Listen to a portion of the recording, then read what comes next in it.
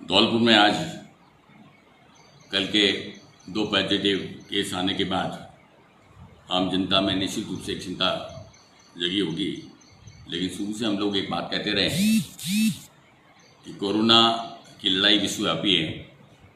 सभी जगह ये काफ़ी इसका फैलाव संक्रमण हुआ है, लेकिन आम नागरिकों की सजगता, सतर्कता, आपसी सामंजस्य के कारण हम इसके फैलाव को बहुत सीमा तक सीमित करने में सफल रहे हैं। अभी भी हमने जो कल कर्फ्यू ऑर्डर पास किया है उसमें 1 किलोमीटर के क्षेत्र में लगभग 30 से अधिक कॉलोनीज है, उनमें मूवमेंट को पूर्ण रूप से प्रतिबंधित किया है। मेरा आम जनता से अपील है कि जो प्रतिबंध लगाए गए हैं स्वयं के हित में है।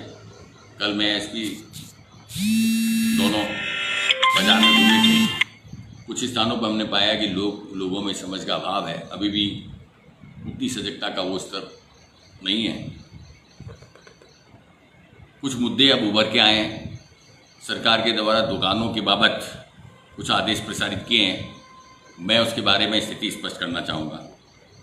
2 तरह के प्रावधान किए गए हैं कि नगरीय सीमा में दुकानों की क्या स्थिति रहेगी और ग्रामीण क्षेत्र में क्या स्थिति रहेगी। नगरीय सीमा का मतलब है कि राजाखेड़ा, बाड़ी और धौलपुर की जो नगर पालिका और नगर परिषदें हैं उसमें 3 तरह की दुकानों को अनुमति किया गया है। पहला, पड़ोस की दुकानें।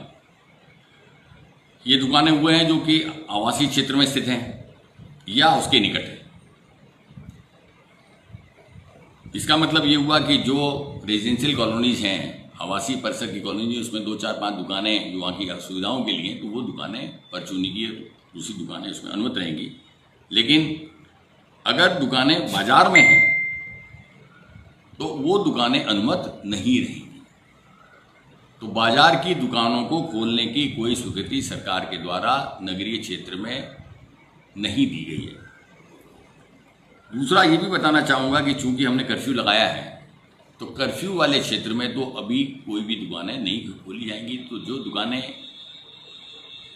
इस आदेश के तहत खुल सकती थी वो कर्फ्यू के ऑर्डर के कारण हाल फिलहाल में नहीं खोली जाएंगी। कर्फ्यू बाउंड क्षेत्र में हम डोर टू डोर डिलीवरी और होम डिलीवरी के माध्यम से व्यवस्था करेंगे। जो दुकानदार डोर टू डोर डिलीवरी इन क्षेत्रों में करना चाहते हैं, होम डिलीवरी करना चाहते हैं, वो अपना नंबर कंट्रोल रूम पर डीएसओ के ऑफिस में नोट करा दें। पूर्व में भी हमने इनसे नंबर लिए थे, तो हम उनको कर्फ्यू क्षेत्र में डोर टू डोर डिलीवरी के लिए अनुमति प्रदान कर देंगे। सब्जी और दूध के ठेलों के लिए हमने राठौर कॉलोनी में भी व्यवस्था की थी कि वहाँ डोर टू डोर व्यवस्था की गई थी, वो व्यवस्था हम जारी रखेंगे। और चक्कियों की जो बात है तो उसको भी हम कल से उनमें अनुमति करेंगे, ताकि हमारा मूल मकसद है कि वाहनों का और व्यक्तियों का मूवमेंट पूर्ण रूप से इन क्षेत्रों में बंद हो जाए, लोग अपने घरों में कैद रहें, ताकि संक्रमण के फैलाव की जो सोशल चेन है उसको हम रोक सकने में सफल रहें। हम कर्फ्यू के मूल मकसद को समझें। कर्फ्यू का मूल मकसद क्या है? कर्फ्यू का मकसद है कि जो व्यक्ति इस क्षेत्र में संक्रमित पाए गए हैं उनके आसपास के निकटवर्ती क्षेत्रों को पूर्ण रूप से पाबंदी लगा दी जाए और संक्रमण की इस सोशल चेन को रोक दिया जाए। मैं बताना चाहूँगा कुल 29 लोगों को हमने दोनों ही प्रकरणों में चिन्हित किया है, उनकी कॉन्टैक्ट हिस्ट्री के आधार पर, और उनको हमने सैंपलिंग कराई है और हॉस्पिटल आइसोलेशन रखा है।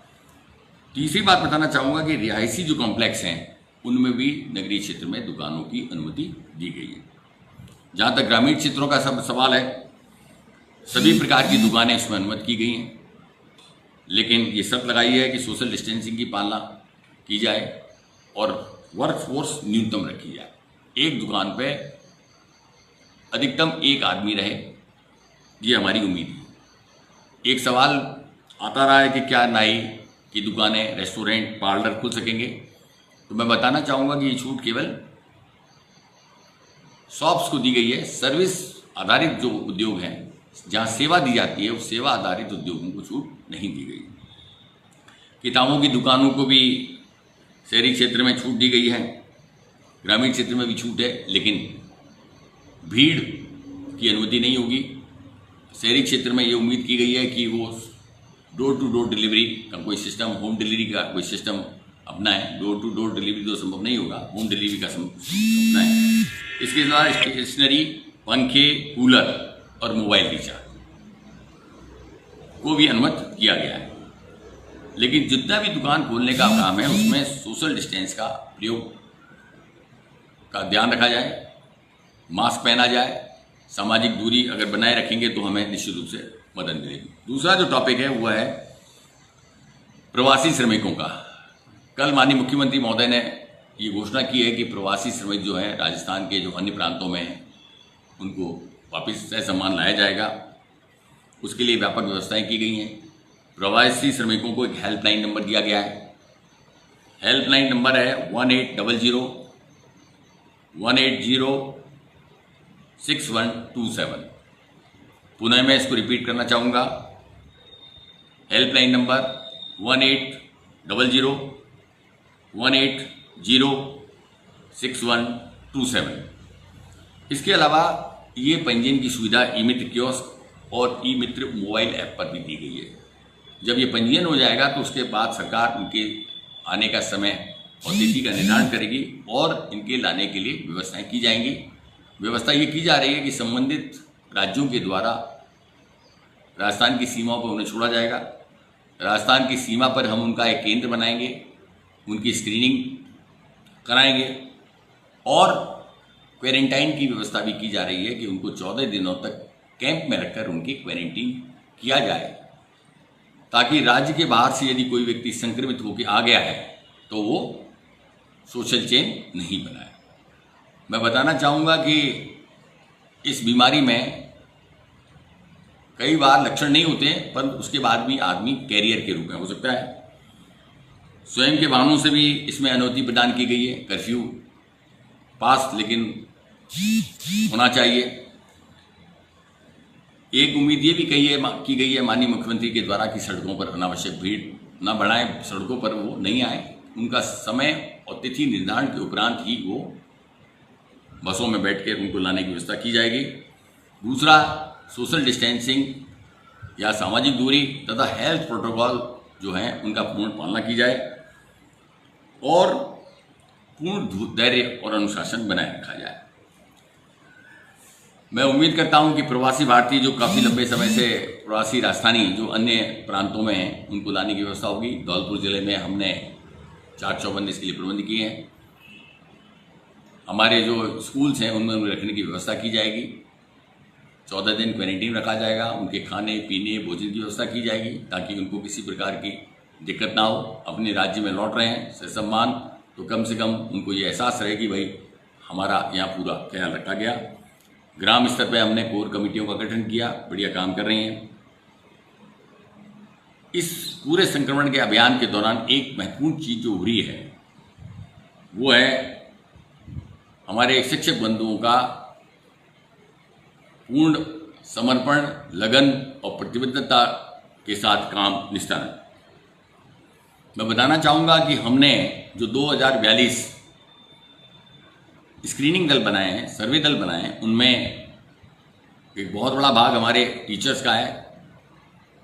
इसके साथ साथ उसमें आशा, एएनएम और आंगनवाड़ी के कार्यकर्ता हैं। जो मेडिकल स्टाफ है उसको भी लगाया गया है, लेकिन दूसरे सदस्य के रूप में हमारे अध्यापक बंधुओं को इसमें संयोजित किया गया है। और मुझे बताते हुए बड़ी खुशी है कि जिन जिन स्थानों पर अध्यापकों को लगाया उन्होंने पूर्ण मनोयोग के साथ अपने कार्य का निस्तारण किया। एक व्यवस्था जो हमने प्रारंभिक तौर पे की वो है कि हर गांव में निगरानी दलों का गठन किया था और बाद में उस स्थान के panchayat education extension officer PO की अध्यक्षता में कोर ग्रुप कमेटी का गठन किया और इनको पूर्ण रूप से उस गांव की और उस ग्राम पंचायत और उसमें शामिल सभी गांवों में विभिन्न प्रकार के दायित्व दिए गए। पहला काम उनको आईसी एक्टिविटी का दिया गया, प्रचार प्रसार का, कि लोगों को जागरूक बनाएं, जानकारी देवें। राशन कार्ड किट के वितरण का काम दिया गया, फूड पैकेट के वितरण का काम दिया गया। इसके अलावा जो लोग बाहर से आ रहे थे उनकी ट्रैवल हिस्ट्री, उनके आने जाने का तय चिन्हीकरण करके उनका इलाज कराने का और उनके दिया गया। नवीनतम जो काम हमने दिया वो दिया मास्क वितरण का, कि जो भी काम होगा वो कोर ग्रुप कमेटी के सुपरविजन में होगा ताकि काम में पारदर्शिता बनी रहे। हमने ये भी दिया कि जो भी काम ग्रामीण विकास और पंचायती राज के हो रहे हैं, चाहे नरेगा के हों चाहे स्वच्छ भारत के हों, उस काम में भी कल मैंने विस्तृत एक अपील जारी की है, जिसमें सभी कोर ग्रुप के सदस्यों से आग्रह किया गया है कि न केवल वो अपने प्रचार प्रसार का काम करें, स्क्रीनिंग दलों के रूप में काम करें, जो संक्रमित पाए जाते हैं उनके कॉन्टैक्ट हिस्ट्री की जांच का काम करें, बाहर से अचानक जो लोग आए उनकी ट्रैवल हिस्ट्री की जांच का काम करें, बल्कि वो पंचायती राज की विभिन्न स्कीमों के क्रियान्वयन में अपनी महत्वपूर्ण भूमिका अदा करें। मैं उम्मीद करता हूं कि नरेगा के काम और स्वच्छ भारत मिशन के काम हमने जो स्वीकृत किए हैं और बड़ी भारी तादाद में किए हैं। नरेगा में हमने करीब 20,000 की लेबर लगाई है, लेकिन जो चीज़ हमें ध्यान रखनी है वो है सामाजिक दूरी के नियमों की पालना, और इस काम में इस ग्राम स्तरीय कोर कमेटी का बहुत बड़ा रोल है, जिसमें कि वहाँ के जो वरिष्ठतम हमारे पीओ हैं उनकी बहुत बड़ी भूमिका है, और उनके साथ हमने पटवारी, ग्राम विकास अधिकारी, एएनएम, कृषि पर्यवेक्षक आदि को इसमें और आशा सहयोगी को लगाया है।